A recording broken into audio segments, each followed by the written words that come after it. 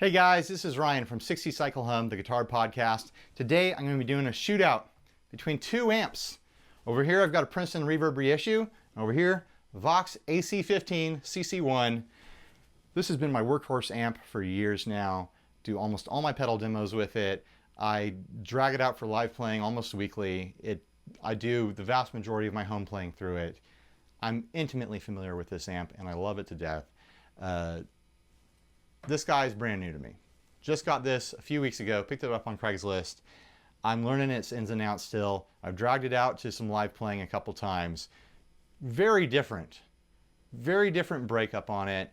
The EQ kind of flavor of it is totally different than the Princeton. The Princeton has like this low mid thud to it. This has a bright, crispy chime to it, but still feels like it really fills out your signal. So I'm going to leave it up to you guys. I'll let you use your ears to tell the difference, and hopefully this educates someone. Hopefully it helps someone make a buying decision between, you know, a Fender style amp and a British style amp, a Vox style amp. So here we go. I'm going to start out with both of them kind of on the edge of breakup, pretty close to getting gritty on the edges when you push it. That means that this guy's about at 4.5, 4 3/4 on the volume. Over here I've got the master cranked, but then it has the master volume cranked, but then it has the top boost volume, which is like your gain control. And that is, I'm gonna say it's like at 10 o'clock over here. So it's close to getting crispy, but not quite there. Kind of try to dial them in pretty close to each other. All right, let's start out with the Princeton.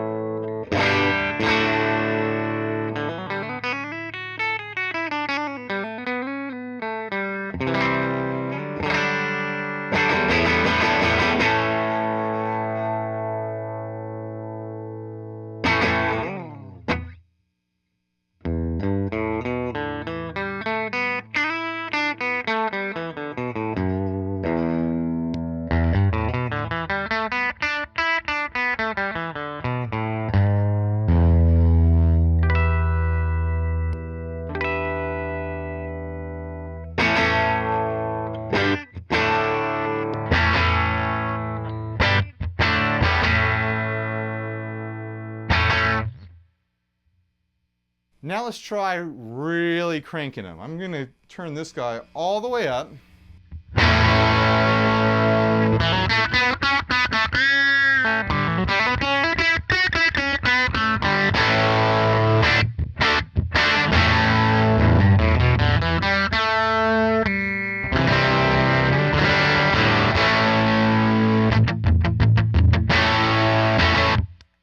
You can really hear that speaker get pushed a little bit too hard. I'm getting a little bit of a thud off of it, but the grit on there, really love the sound of the grit on the Princeton. Let's try to get this guy pretty close. I'm going to do that just by bringing the gain knob up, the top boost volume. I think that's right about where I want it.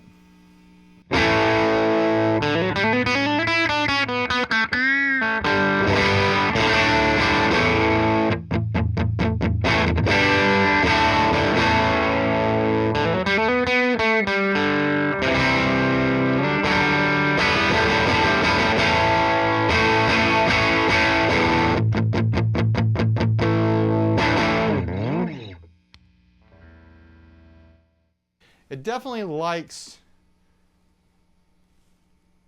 the drive a bit more than this does. I'm getting a lot of low end flub on this when it's pushed all the way up. This is a lot tighter, but it's also not as warm. There's not as much low end character on this in the EQ flavor of it. So I'm not sure. I mean, if I ran the Princeton into this speaker, I'm wondering if I would flub that speaker out. I don't know. I'm not going to experiment with that in any sort of way. But this definitely holds together a little bit better with higher grit, higher distortion. And this isn't even all the way up yet. That was maxed out. So let's try this with the gain all the way up and the master all the way up. This is all out.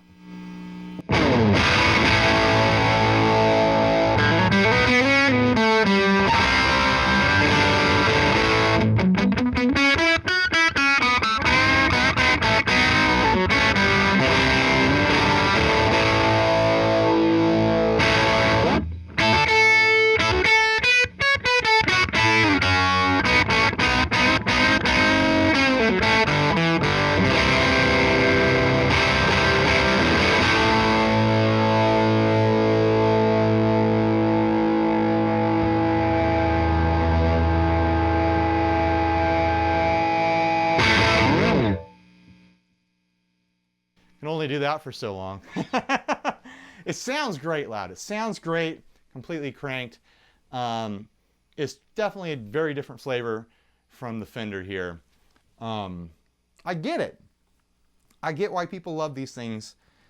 I typically, though, I don't use amps with much dirt on them at all. I use a lot of pedal board dirt. I'm a big fan of like DOD 250s. I've got an Earthquaker Devices Palisades down here. I've also got a variation of a Big Muff by Mojo Hand FX, the 1979. I'm going to show off how each amp kind of flavors that Big Muff, because it completely changes the flavor of it depending on if it's in the Fender or the Vox. Let's start out with the Fender and get some levels here again. We've got it just above 4 over there. Let's try out the Fuzz.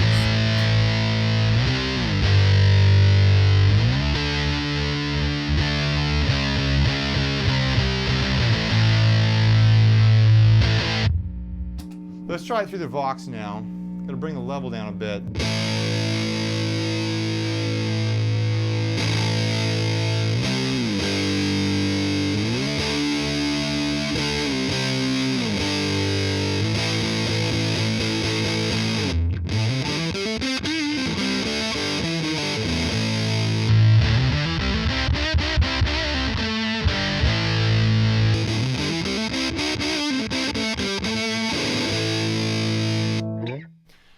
So the Princeton really gives you like this low, muddy, kind of squishy effect on your fuzz. And then the Vox is just pure brittle and bright.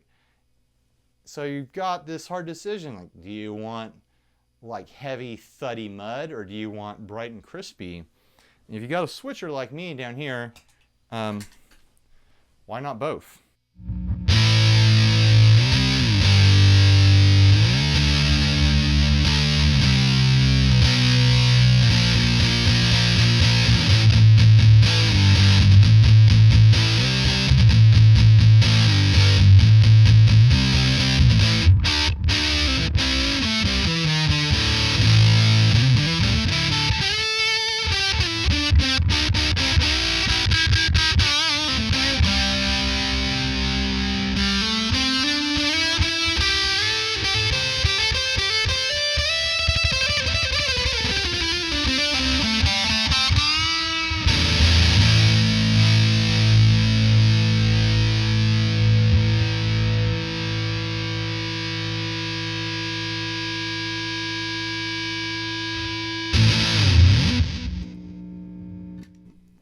I like that. I think that sounds great. Kind of an ungiggable rig for me, but I really like the sound of mixing the dark and the bright. Let's experiment kind of with the EQ over here. I have the bass dimed on this, and I've got it dimed over here. Treble, I've actually got under noon over here, and I've got it just above noon on the Fender. Let's crank the treble, pull the bass back, and show the brightness of what the Princeton can do.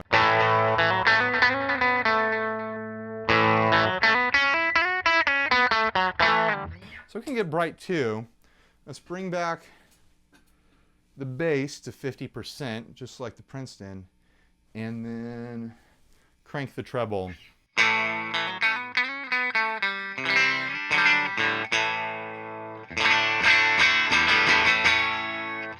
lot brighter. Still got that a little bit of low mid hump here, but it's a lot twangier with that treble boosted. Let's try bringing back the treble all the way. I'm just showing the range of the EQ on these things. Bring back the treble and cranking the bass on both sides.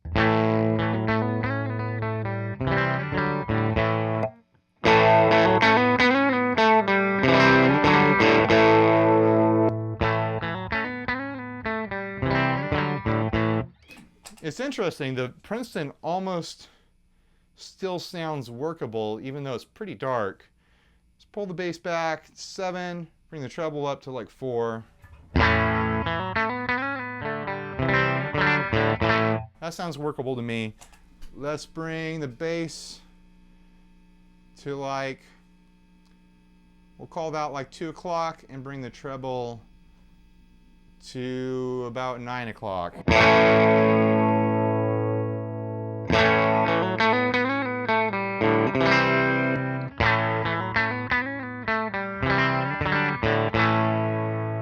And they sound pretty close right in that area.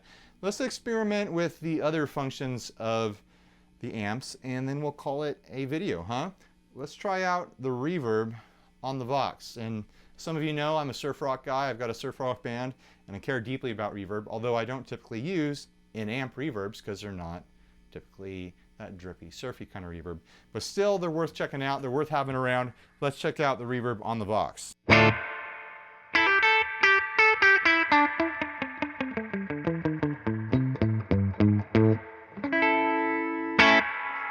That's with it cranked all the way up.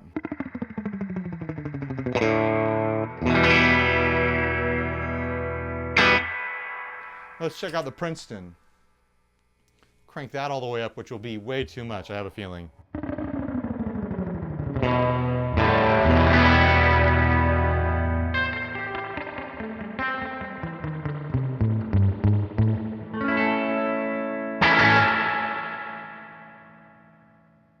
I'm going to bring that down to a more normal level.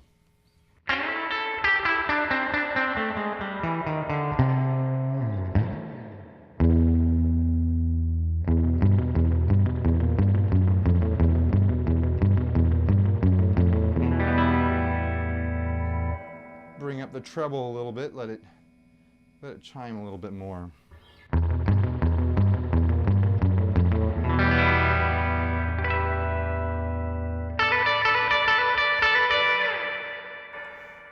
A lot of reverb on the Princeton. That's with it pulled back to about 6, and this is still cranked.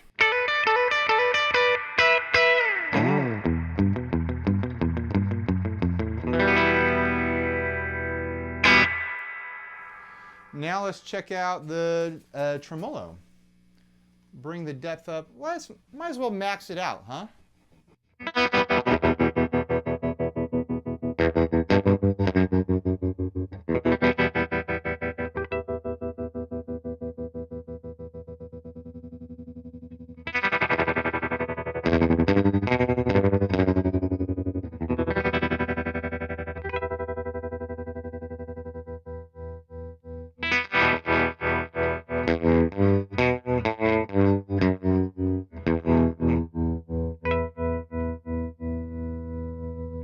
Bring the depth down and then mess with the speed. So depth was at max and now it's about at 50%.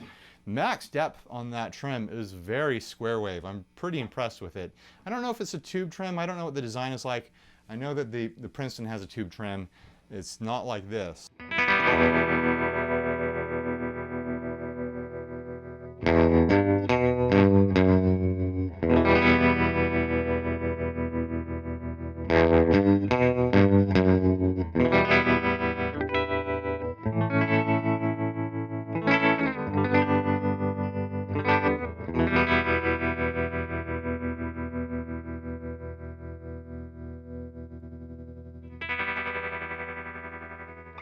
So I ended up pulling the depth up a little bit higher. Now I'll experiment with the trim on the Princeton. I'll crank that all the way up.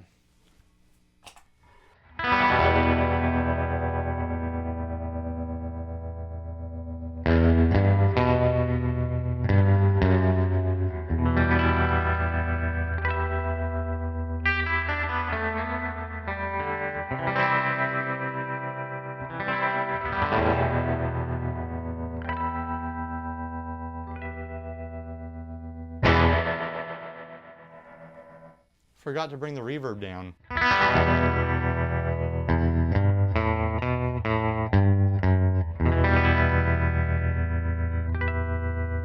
So the trim obviously is nowhere near as deep as the trim on the AC15. It's way less sawtoothy, it's very smooth, but it's, even with the intensity maxed, it's not there very dramatically. I really like this trim for really subtle, kind of like just getting a little bit of energy locked into my signal.